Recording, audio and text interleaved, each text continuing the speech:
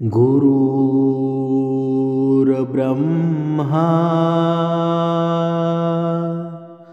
गुरुर्विष्णू गुरुर्देव महेश्वरा सद्गुरु साक्षात परब्रह्म तस्मै श्री सद्गुरुवे नमः। जय जय रघुवीर समर्थ श्रीराम समर्थ।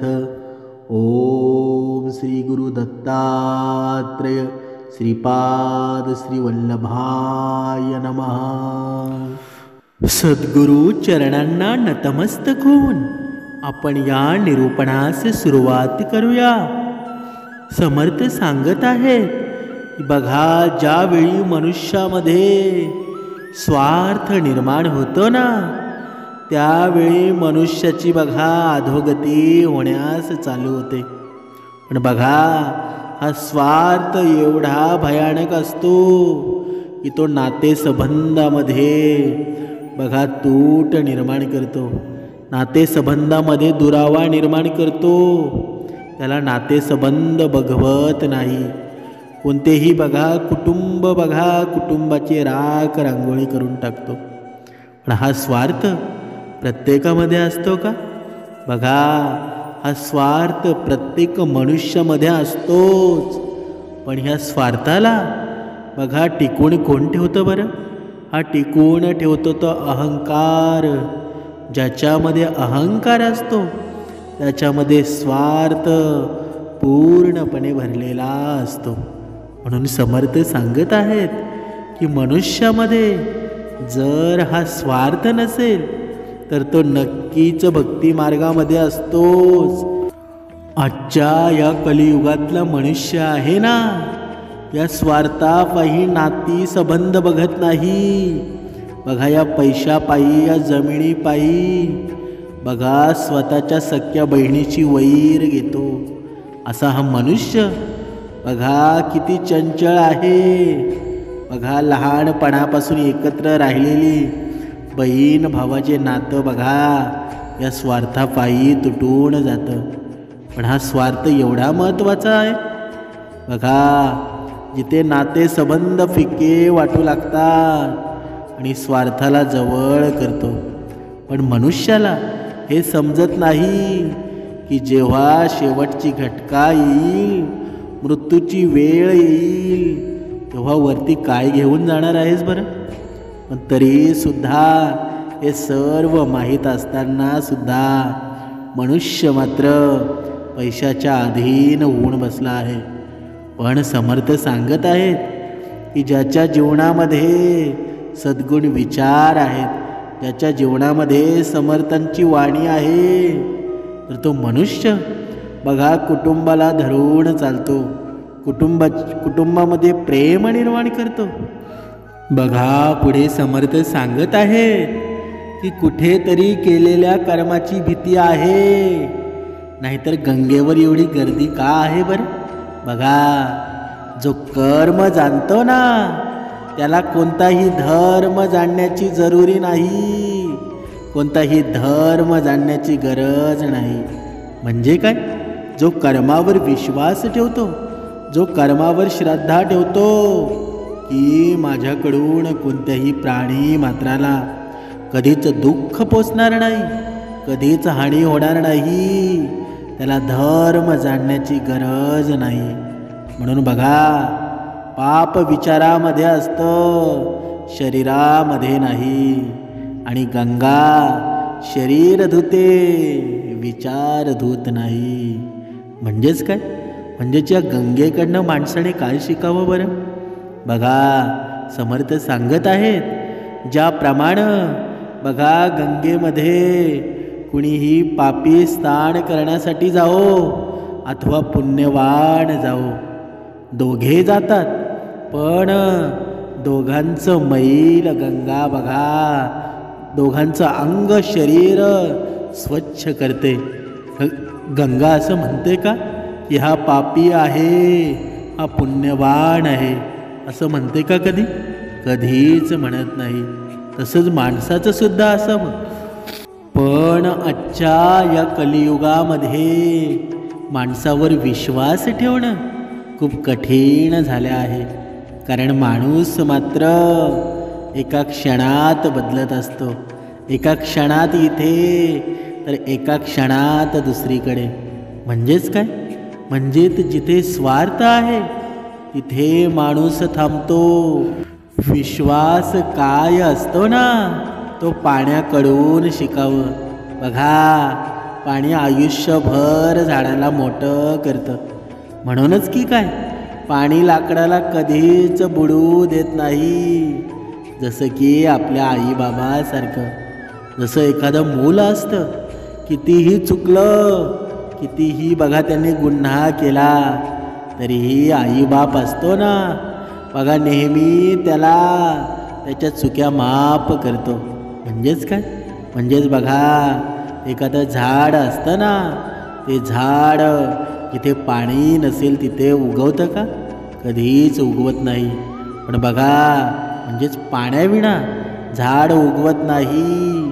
पण जेव्हा मोठा पूर येतो तेव्हा बघा नदी तुडुंब भरून वाहते, तेव्हा बघा त्या नदीमध्ये झाड कधी डुबतं का? झाड बघा नेहमी नदीच्या वरतीच राहतं. बघा बुडून जात नाही. म्हणजेच पाण्याची उपकार की काय, म्हणून झाडाला बुडू देत नाही. ते नेहमी पाण्याच्या वरतीच तरंगत असतं. म्हणून समर्थ सांगत आहेत की बघा, हा स्वार्थ नावाचा पक्षी आहे ना, जोपर्यंत आपल्या जीवनामध्ये आहे तोपर्यंत संत संगती होणार नाही. आणि ज्या दिवशी संत संगती घडेल त्या दिवशी हे जीवन मात्र सार्थक झाल्याशिवाय राहणार नाही. म्हणून समर्थ सांगत आहेत की संत आणि वसंत यामध्ये एक साम्य आहे. बघा, जेव्हा वसंत येतो ना, तेव्हा प्रकृती सुधारून जाते. आणि जेव्हा संत येतात तेव्हा संस्कृती सुधारते. बघा, हे निसर्गाचं वातावरण असतं. बघा, निसर्गामध्ये जेव्हा पाऊस पडतो, बघा वसंत ऋतू येतो, तेव्हा मोर नाचू लागतो.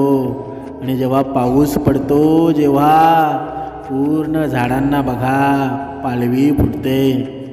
बघा कसा निसर्ग फुलून जातो. आणि ज्या दिवशी संत या मनुष्याच्या जीवनामध्ये येतात तेव्हा मनुष्याचं जीवन सार्थक तर होतंच, पण त्या सार्थकतेशिवाय पूर्ण संस्कृती सुद्धा सुधारते. म्हणजेच काय? म्हणजेच कितीही मनुष्याने पाप केलेले असतील तरी सुद्धा पुण्यामध्ये रूपांतर होतं. ही संतांची किमया आहे. म्हणजेच काय? म्हणजेच मनुष्याच्या जीवनामध्ये जोपर्यंत संत संगती घडत नाही ना, तोपर्यंत हा स्वार्थ नावाचा पक्षी कधीच तुमच्या जीवनामधून जाणार नाही. म्हणून समर्थांनी सांगितलेलं आहे की या मनुष्याच्या जीवनामध्ये 3 लोक असतात, ती खूप मतलबी असतात. ती लोक कोणती? बघा, आपण एका उदाहरणाद्वारे स्पष्ट करू. बघा, एका गावामध्ये एक शेतकरी राहत होता आणि त्याच्याजवळ 2 बैल होते. बघा, त्यांच्यामधील एक बैल खूप म्हातारा झाला होता आणि म्हणूनच त्या शेतकऱ्याने त्या म्हाताऱ्या बैलाला घरातून बाहेर काढलं. आणि जेव्हा तो बैल तरुण होता तेव्हा तो शेतकरी त्याच्या कामामध्ये त्याची खूप मदत घ्यायचा. त्या बैलाला तो बैलगाडीला झुंपत असे, नांगराला झुंपत असे. परंतु जसा तो बैल म्हातारा झाला तसा तो बैल त्या शेतकऱ्याचा नावडता झाला व त्याला त्याने पौष्टिक आहार देणं सुद्धा बंद केलं. शेतकरी म्हणू लागला, हा बैल आता माझ्या काही कामाचा राहिला नाही. मग आता याला मी घरात तरी कशासाठी ठेवू? बघा, स्वार्थी मनुष्याच्या हृदयामध्ये दया, माणुसकी आणि धर्म प्रति निष्ठा नसते. तो फक्त त्याच्या स्वार्थाचा विचार करत असतो आणि स्वार्थासाठी तो सर्व काही करत असतो. त्याचा कोणीही भाऊ नसतो किंवा कोणीही मित्र नसतो किंवा कोणीही आई वडीलही नसतात. त्याला फक्त त्याचा स्वार्थ दिसत असतो. म्हणून त्याच्या स्वार्थासाठी तो सर्व नाते संबंध विसरून जातो. बघा, त्या म्हाताऱ्या बैलाला या शेतकऱ्याने घराबाहेर काढलं. अशा वर्तवणुकीमुळं त्या बैलाला खूप जास्त वाईट वाटलं. तो त्याच्या नशिबाला दोष देऊ लागला आणि नशिबाला दोष देत तो येऊन एका नदी किनारी बसला. विचार करू लागला, आमच्यासारख्या मुक्या प्राण्यांचा तरी काय या आयुष्य आहे. बघा, हे मनुष्य आमच्यावर तेव्हापर्यंत प्रेम करतात जेव्हापर्यंत आम्ही त्यांच्या काहीतरी उपयोगाला येतो, त्यांची सेवा करतो.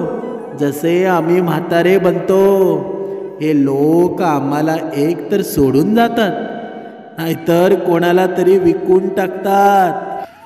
तो म्हातारा बैल नदी किनारी बसून ह्याच गोष्टीचा विचार करत होता. तो विचार करत होता की त्याच्या मालकाने त्याच्याकडून काम तर भरपूर करून घेतलं, परंतु त्या बदल्यात त्याला खायला खूप कमी दिलं. आणि आज हेच कारण आहे की मी वेळेपूर्वीच म्हातारा झालो आहे. आज मी इतका कमजोर झालो आहे की मला नीट चालता सुद्धा येत नाही.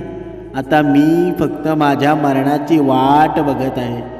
बघा, समर्थ सांगत आहेत की असं म्हणतात, जळत्या आगीत माणसाने उडी मारली किंवा डोंगरावरून उडी मारली किंवा त्याला एखाद्या सापाने जरी दंश केला, परंतु त्या व्यक्तीचं आयुष्य दीर्घ असेल ना, तर अशा व्यक्तीचं कोणीही काहीच बिघडवू शकत नाही.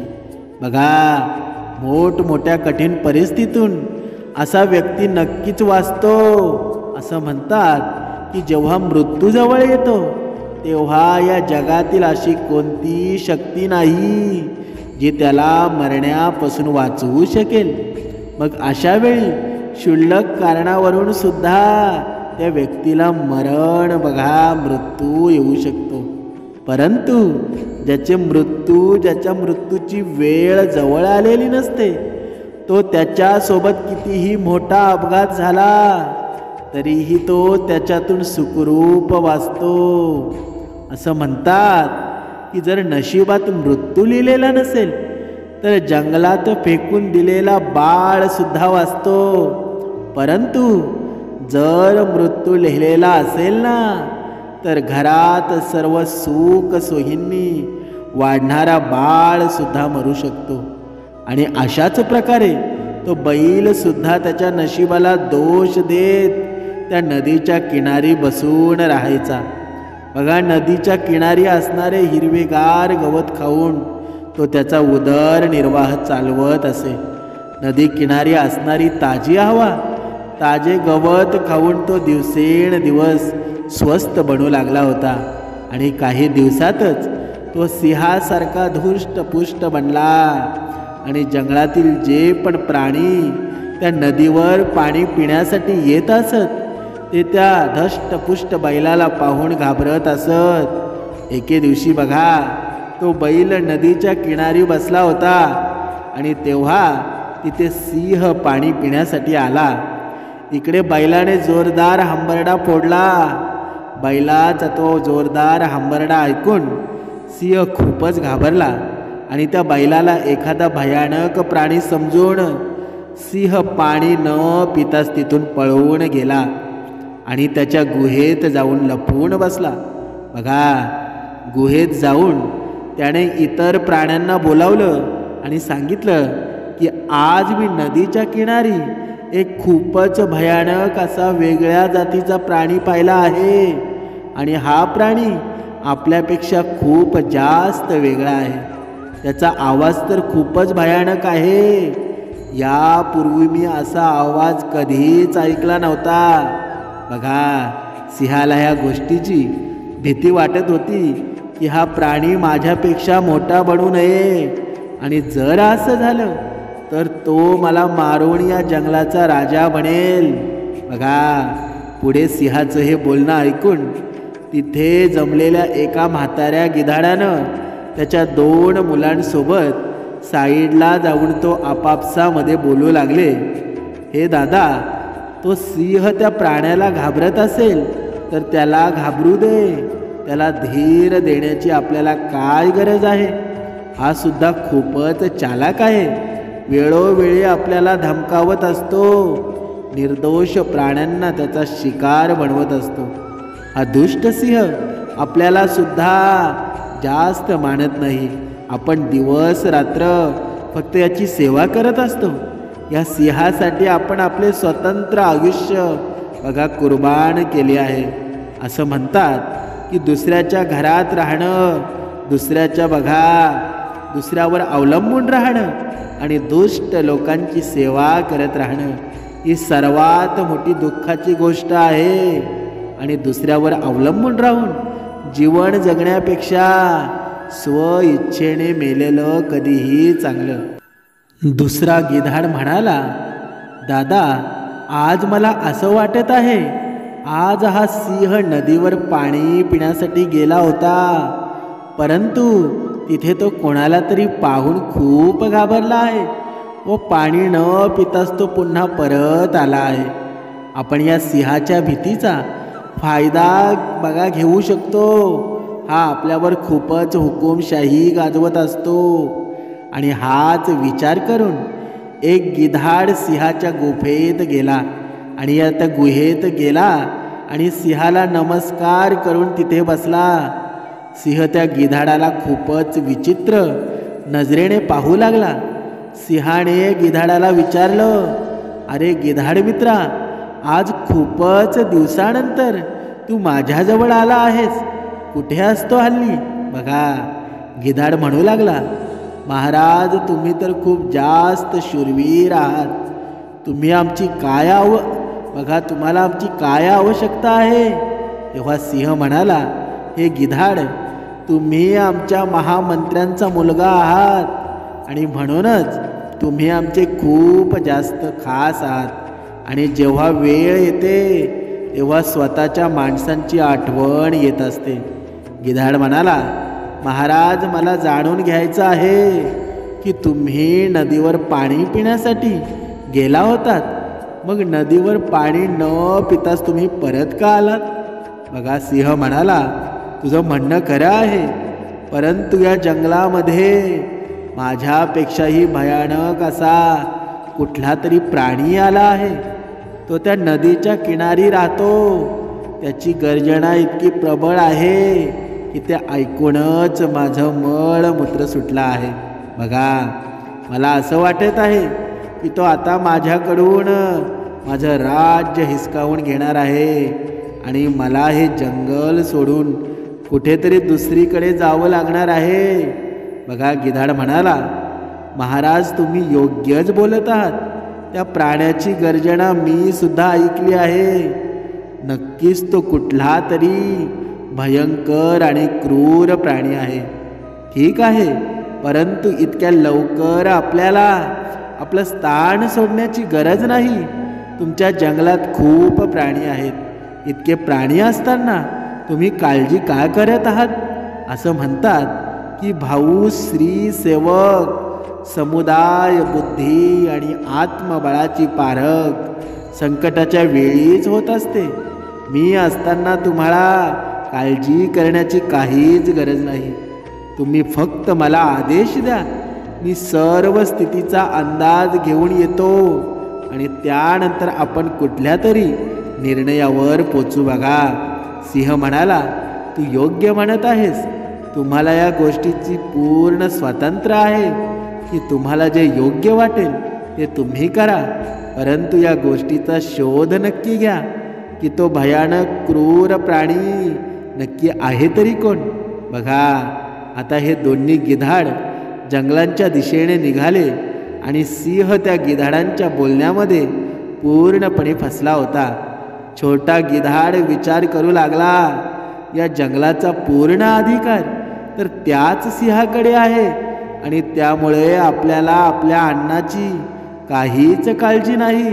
बघा, गिधाडाला माहीत होतं की नदीच्या किनारी कुठलाही क्रूर प्राणी नाही आहे, तर तिथे एक बैल राहत आहे आणि त्याच्याच हंबरड्याने सिंहाला घाम फुटला आहे. सिंहाने त्या बैलाला पाहिलं नाही, फक्त त्याचा आवाज ऐकला आहे आणि म्हणूनच तो घाबरत आहे. बघा, दोघेही गिधाड बोलत बोलत नदीच्या किनारी पोचले, जिथे तो बैल शांतपणे बसला होता. ते दोघेही बैलाजवळ पोचले आणि बोलले, हे बैल महाराज, तुला हे माहीत आहे का की आम्हा दोघांनाही या जंगलाच्या राजाने, सिंहाने या जंगलाची राखणदारी करण्याची जबाबदारी दिली आहे. तू कोणाला विचारून या जंगलात राहत आहेस? जर तुला या जंगलात राहायचं असेल तर त्यापूर्वी आमच्या महाराजांसमोर जाऊन नतमस्तक व्हावं लागेल. त्यांनी जर तुला अनुमती दिली तरच तू या जंगलामध्ये राहू शकतोस. बघा, सिंहाजवळ जाण्याची गोष्ट ऐकून बैल खूपच घाबरू लागला आणि बैलाला माहीत होतं की जर तो सिंहाजवळ गेला तर सिंह त्याला जिवंत सोडणार नाही. बैलाने त्या गिधाडांना म्हटलं, बघ, मी जर सिंहाजवळ गेलो तर तो सिंह मला मारून टाकेल. गिधाडांनी त्याला सांगितलं की तुम्ही घाबरू नका, आमचा राजा खूपच दयाळू आहे. ते त्यांच्या प्रजेसाठी स्वतःचा जीव सुद्धा देऊ शकतात. तू आमच्या सोबत चल, आम्ही असताना तुला काहीच होणार नाही. बघा, तो साधा बैल त्या गिधाडांच्या गुळगुळीत बोलण्यामध्ये अडकला आणि त्या गिधाडांसोबत सिंहाच्या गुहेच्या दिशेने निघाला. जेव्हा बैल त्या सिंहाच्या गुहेत पोचला तेव्हा बैलाने सिंहाला प्रणाम केला. इकडे गिधाडांनी सिंहाला सांगितलं, महाराज, मी तुमची भीती कायमची नाहीशी केली आहे. सिंहाला सुद्धा आश्चर्य वाटलं की या दोन गिधाडांनी एवढं कठीण काम इतक्या लगेच कसं केलं. बघा, गिधाड म्हणाले, महाराज, आजपासून तुम्हाला घाबरण्याची काहीच गरज नाही. हा बैल तुमचा मित्र बनण्यासाठी इथे आला आहे. तुम्ही सुद्धा त्याच्यासोबत मित्रासारखं वागा. बघा, तर गिधाडांच्या सांगण्यावरून सिंहाने त्या बैलाला त्याचा मित्र बनवला आणि त्याला बोलावून त्याच्याबरोबर बसवलं. त्या दिवसापासून त्या सिंहाची आणि बैलाची मैत्री आणखीनच घट्ट होत गेली. सिंह प्रत्येक गोष्ट बैलाला विचारायचा आणि बैल आणि सिंह नेहमी सोबतच राहू लागले. सिंहासोबत बैल खूपच जास्त आनंदी राहू लागला होता आणि काही दिवसानंतर त्या सिंहाचा भाऊ त्याला भेटण्यासाठी आला. भावाच्या स्वागतासाठी सिंहाने बैलाला सांगितलं, हे मित्रा, बघा, जो मांस तू काल गुहेमध्ये ठेवला होतास तो कुठे आहे? मला तर सापडला नाही. माझा भाऊ उपाशी आहे. असं वाटत आहे की तो ठेवलेला मांस त्या दोन गिधाडांनी खाल्ला आहे. बघा, बैल म्हणाला, महाराज, तुम्हाला विचारल्याशिवाय हे दोन गिधाड तुमचं अन्न कसं खाऊ शकतात? सिंह म्हणाला, मित्रा, मी पाहतोय हे दोघेही खूपच उद्धट झाले आहेत. कोणतेही कार्य करण्यासाठी त्यांना माझ्या आदेशाची गरजच वाटत नाही. काही खातात तर काही फेकून देतात. बघा, बैल म्हणाला, परंतु ही योग्य गोष्ट नाही. तुम्ही त्यांचे राजे आहात आणि राजाच्या आदेशानुसार सेवकाने वागायला पाहिजे. जर एखादी आणीबाणी असेल तेव्हा गोष्ट वेगळी आहे. ते दोघेही तुमचे मंत्री आहेत.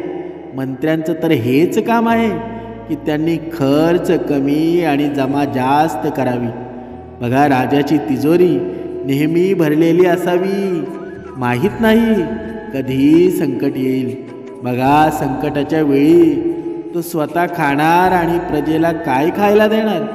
बघा, जशा प्रकारे निर्धन पुरुषाची स्त्री सुद्धा त्याला सोडून जाते, त्याचप्रमाणे धन नसल्यावर राजाचे नोकर चाकर सुद्धा त्याला लात मारून तिथून निघून जातात। एका राजानं हे नेहमी लक्षात ठेवायला पाहिजे की त्याने नेहमीच त्याच्या धनाची वृद्धी करत राहायला पाहिजे।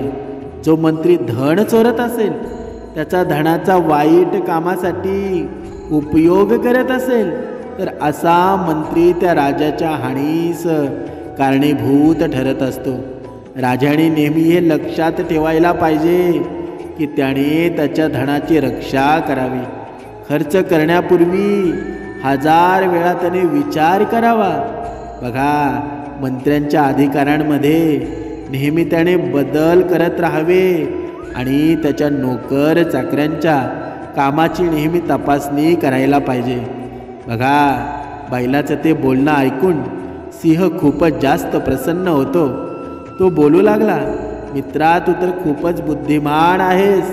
तुझ्या बुद्धिमान मंत्र्यांचे सर्व गुण आहेत, ते दोघे तर माझं म्हणणं ऐकत नाहीत, प्रत्येक वेळी त्यांचीच मनमानी करत असतात। मी असा विचार करत आहे की त्या दोघांना मंत्री पदावरून काढून तुला माझा मंत्री बनवून घ्यावे। आणि हाच विचार करून सिंहाने मंत्री पदाची जबाबदारी त्या बैलाच्या हवाली केली। बघा, आता मांसाचे वाटप रोजच्या रोज बैल करू लागला। गिधाडांची मनमानी आता बंद झाली होती आणि हे सर्व बघून गिधाड मनातल्या मनात जळू लागले। बैलावर ते तिरस्कार करू लागले, ते विचार करू लागले, आता हा बैल सिंहाचा खूप जवळचा झाला आहे। पहिले तर महाराज प्रत्येक काम आम्हाला विचारून करत असत, परंतु ते आता आम्हाला काही भाव देत नाही। या सर्व गोष्टींचं कारण म्हणजे हा बैल आहे। आपण याला घेऊन इथून बघा इथे आलो होतो आणि आता हाच आपल्या डोक्यावर बसून नाचत आहे। बघा, सिंह आणि बैलाची ती मैत्री गिधाडांना काहीच करून बघा तोडायची होती। आणि हाच विचार करून एक गिधाड सिंहाजवळ गेला आणि सिंहाला प्रणाम करून म्हणाला, महाराज, मी तुम्हाला काहीतरी सांगू इच्छित आहे। तुमच्यावर एक मोठा संकट येणार आहे।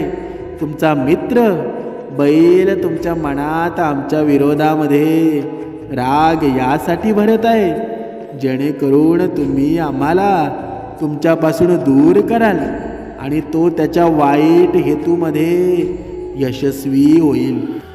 मी माझ्या कानांनी ऐकलं आहे की हा बैल जंगलातील प्राण्यांना सांगत होता की तो सिंहाला मारून स्वतः जंगलाचा राजा बनणार आहे।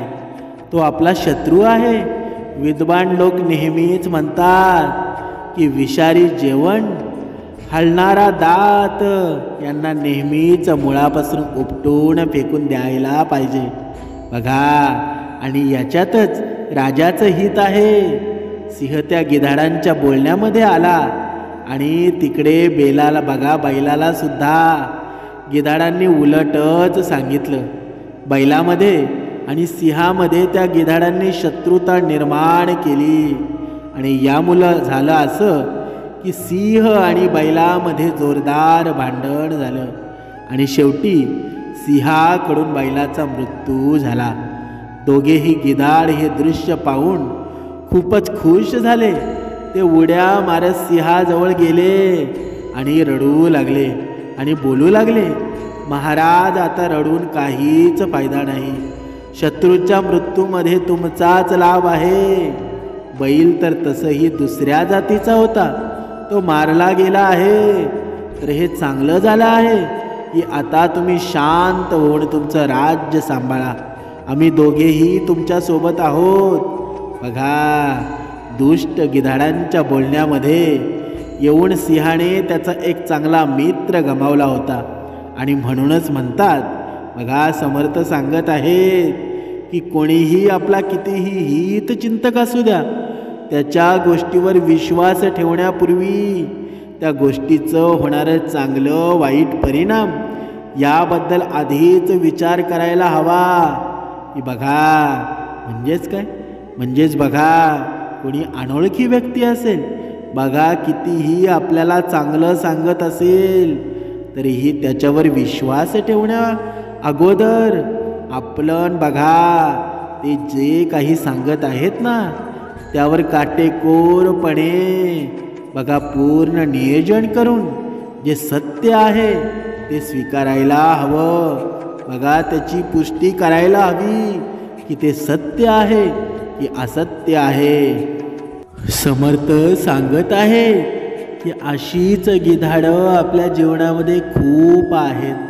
बघा वेळोवेळी आडवी येत असतात, पण जर आपल्याकडे भक्तीचे सामर्थ्य असेल, जर आपल्याकडे सद्गुण विचार असतील तर आपल्यावर कोणीही राज्य करू शकणार नाही.